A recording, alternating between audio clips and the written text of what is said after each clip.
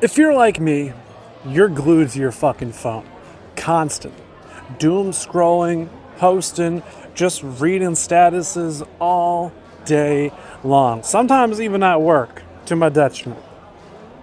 But a lot of the time, you'll just look at what people post and go, oh, that is a shit take. That is also a shit take. Man, these people have no good takes. So I took to social media, as I do with literally everything, and I asked, what are some of your hot takes or controversial opinions or things that you will die on a hill for? Give them to me, and we will sort it out here on the podcast. So we're going to play a game of good take, bad take.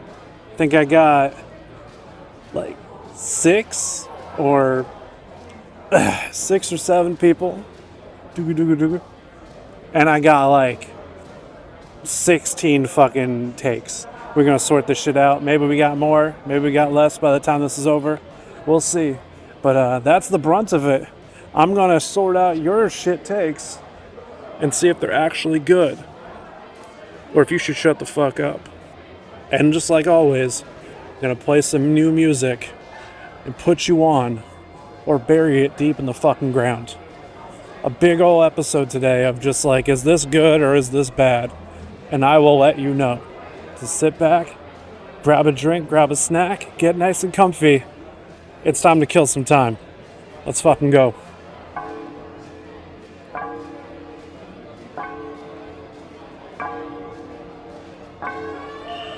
I would rather die first, Angela. Get that bitch, Leatherface! Get that bitch!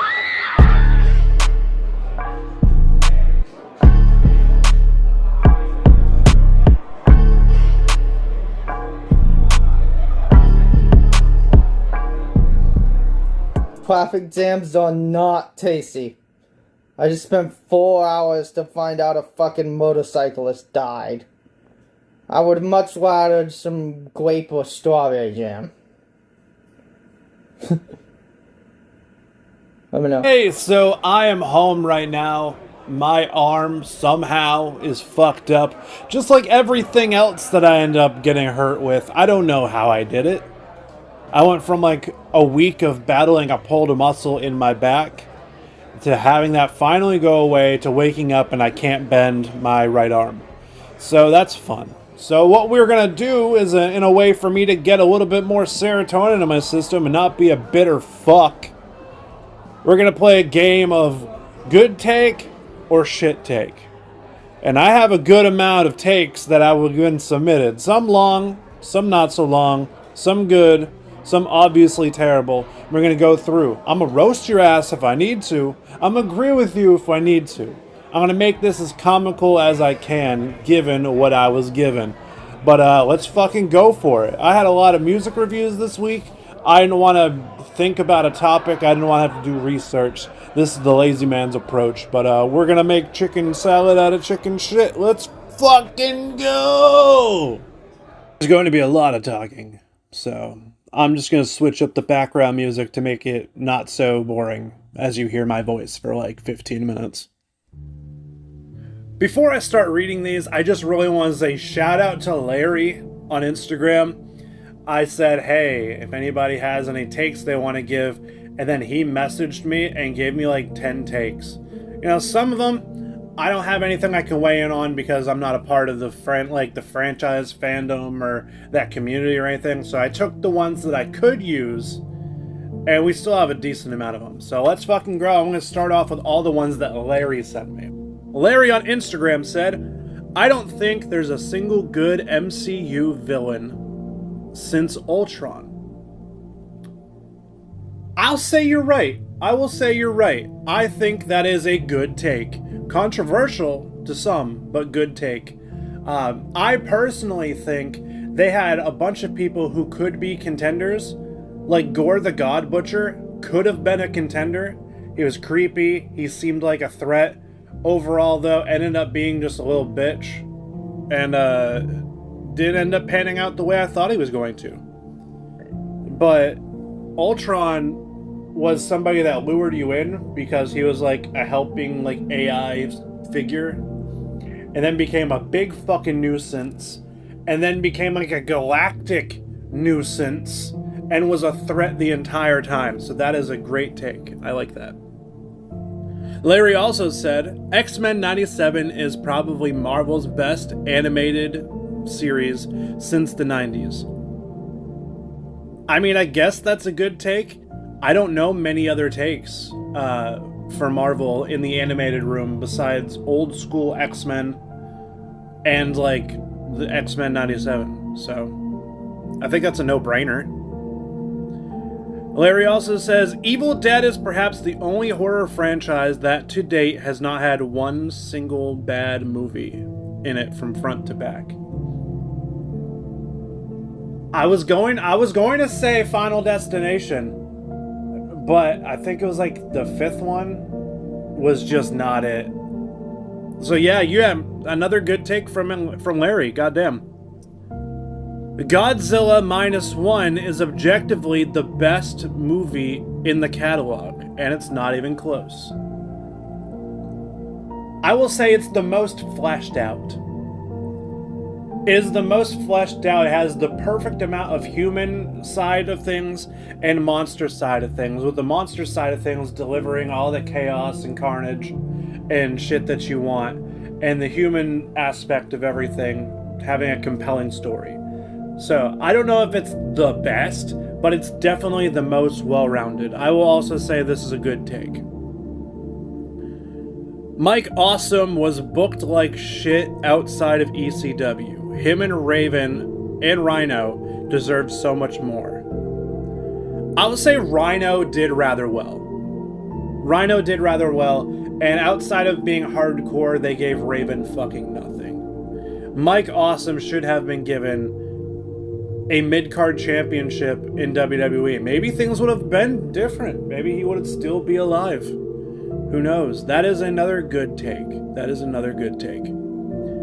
And also, Larry says, Jim Carrey's first 10 years in film are one of the craziest careers anyone could have ever fucking had. I would say it's a real good run. I would say, unless they were just drastically all different from each other, I wouldn't say it's the best, but it's definitely a fucking run. Hold on, I'm gonna look up what movies that he did in that 10-year span, and I will weigh in a little bit better. But right now, that's a solid take. Okay, so looking it up right now. 1983, he was in The Sex and Violence Family Hour and All in Good Taste. 84, Finders Keepers. 85, Once Bitten. 86, Peggy Sue Got Married. 88, he was in both The Deadpool and Earth Girls Are Easy. 89, Pink Cadillac. 91, High Strung. 92, Itsy Bitsy Spider. 94, Ace Ventura, Pet Detective, The Mask, and Dumb and Dumber, all in the same year. And then, I mean, year 11 or 12, Batman Forever and Ace Ventura, When Nature Calls. Like, bro, what? That is, okay, yeah, you're right. That was a really, really fucking good 10-year run. 12 years, actually, but holy fuck.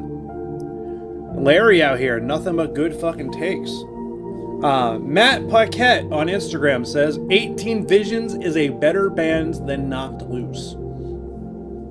I'm not the biggest Knocked Loose fan, and I don't know enough about 18 Visions to really compare them side to side. I will say it is a brave take, because a lot of people will not agree with that at all. But because music is suggestive, I'll say it is good. It's a good take. I've seen 18 Visions live, and they were incredible. But I've also heard a lot of Knocked Loose songs that are not good, so I don't know what the ratio for each band is. That's a good take. That is a good take. Matt Woo on Instagram says, Tabasco is the best tableside hot sauce.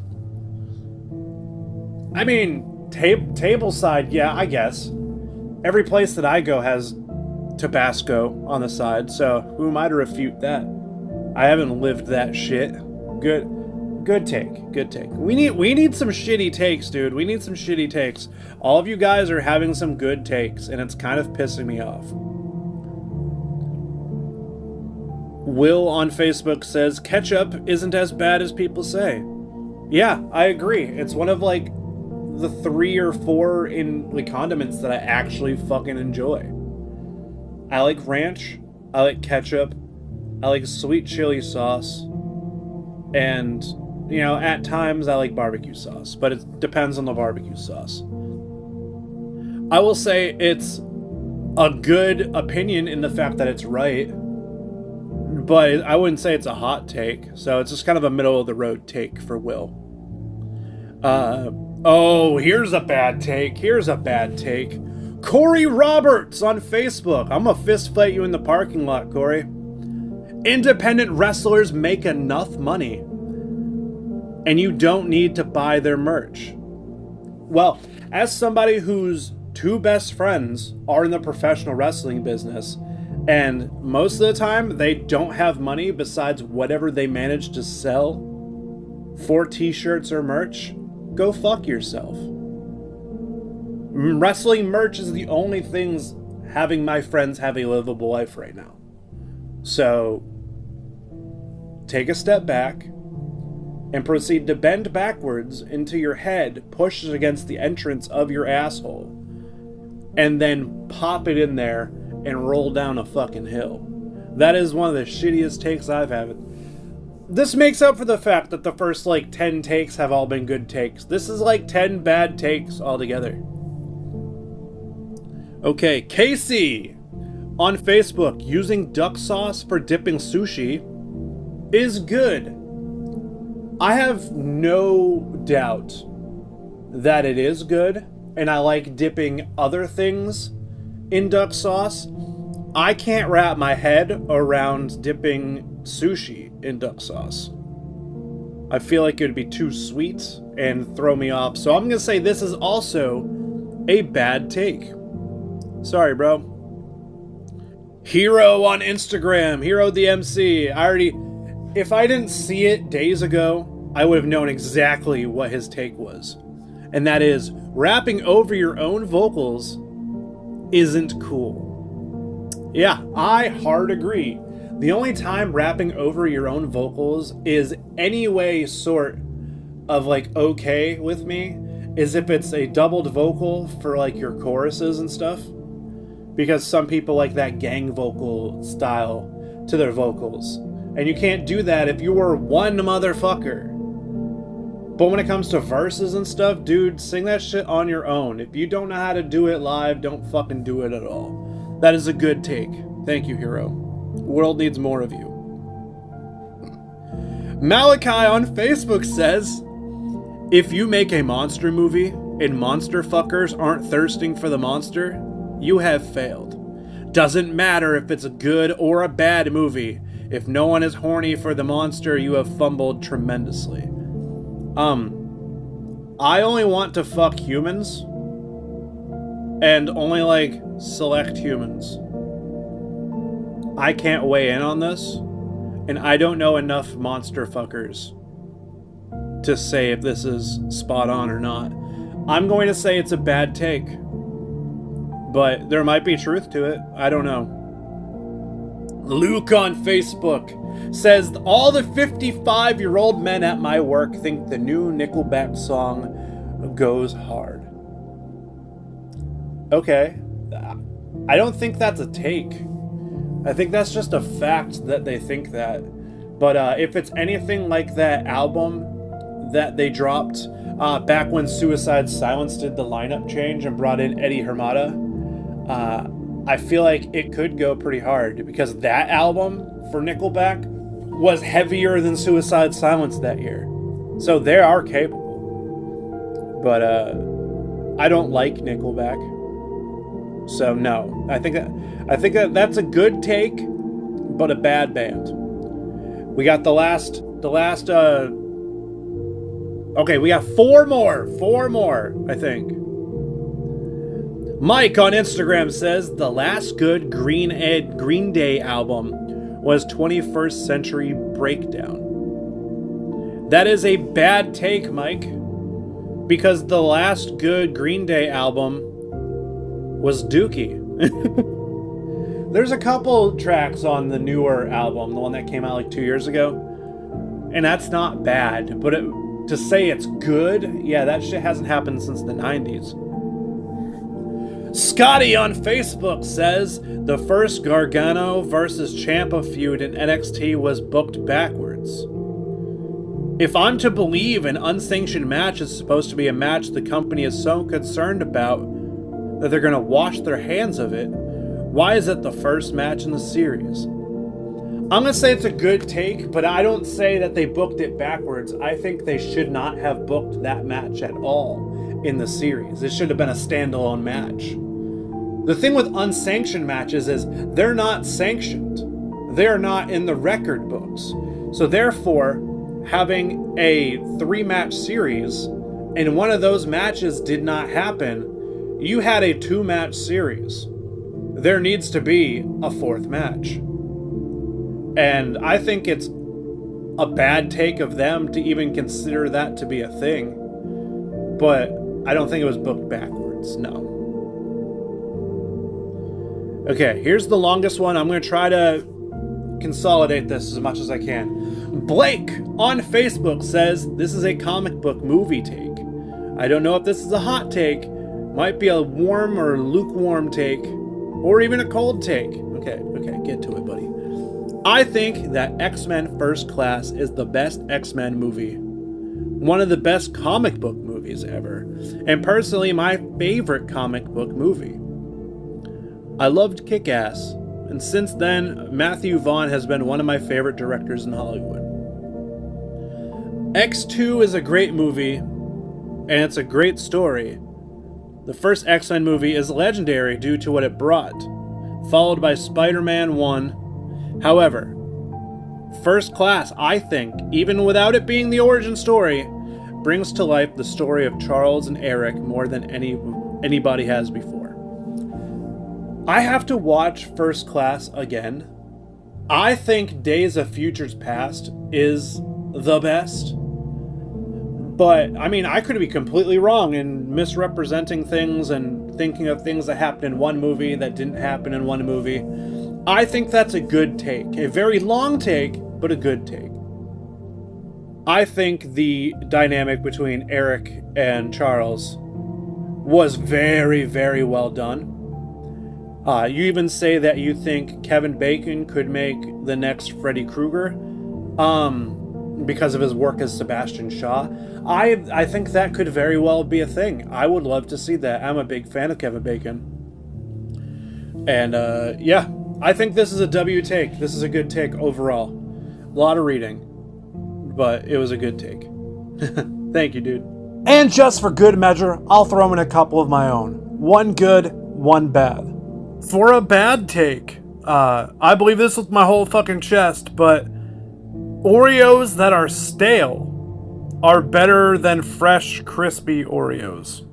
I don't know why, but I believe it. And for a good take, which I think it's a good take, a lot of people might disagree with. Wrestling companies should only have 3 titles. You should have a tag team title, a world championship, or a women's championship. Unless they're going to integrate everybody, then I need some sort of gimmick title. 3 titles, 40 people, fuck it, make them work for it. Hopefully the background music change up really hit the spot and helped you make it through everything of all my monotonous tones and rants and shit. But we're going to go to the part that everybody loves now. We're going to switch that shit up. We're going to get to the fucking music, baby! Let's go. Of an L on her forehead. Well, the years start coming and they don't stop coming and I don't stop coming and I can't stop coming. I can't stop coming. Fuck, I can't stop coming.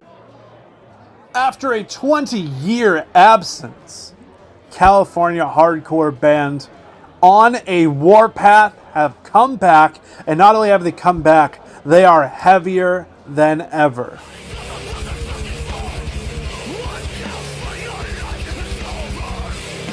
On a Warpath just dropped their new EP, The Blood Trade.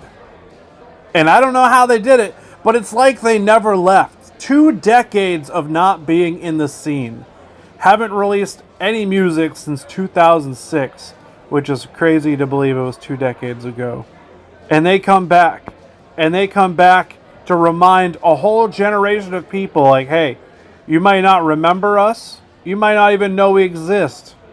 But this scene is ours. Buckle up, motherfucker. I call this the 100 Demons effect. And it's like my favorite thing.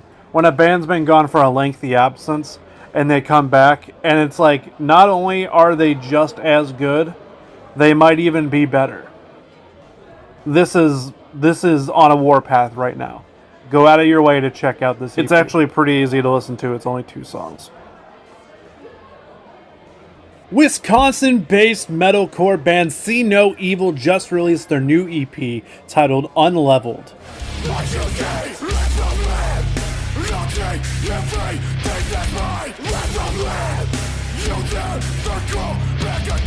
Bruh, this has to be my favorite release all week in heavy music.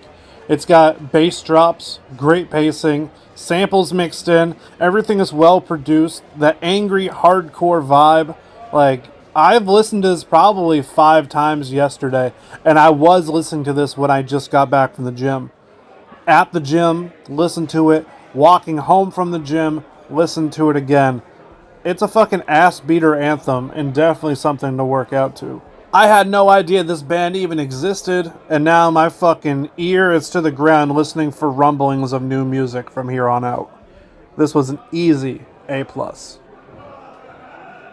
California metalcore band The Crimson Armada are back again with another new single titled Laid to Rest. And honestly, I didn't really care for it.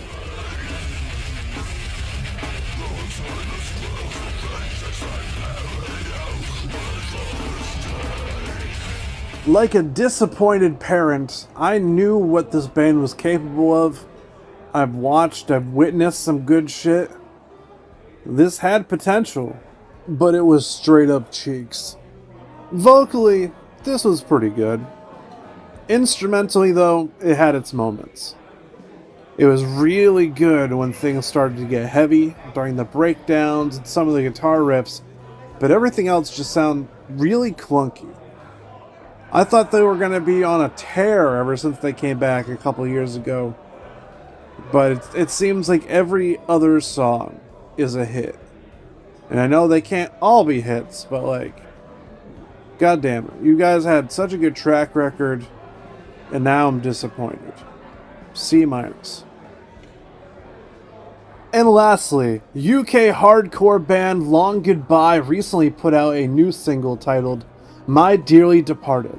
And I honestly feel like this group as a whole is allergic to putting out anything that isn't a banger, because they just murder everything they touch.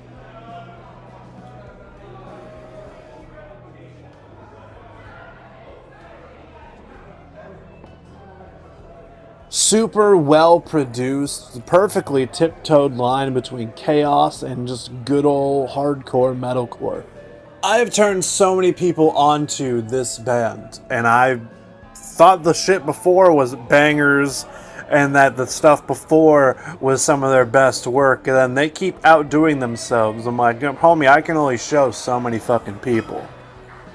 This is a solid A, almost an A+ for me. This is incredible. What a great week that we just had for music. God damn. Before we end everything for the night, I have 2 shows coming up. Only 2 shows left. I'm sure I'll get more, but until somebody's brave enough to put me on more shows, I got 2 performances left. Here's where you could find me.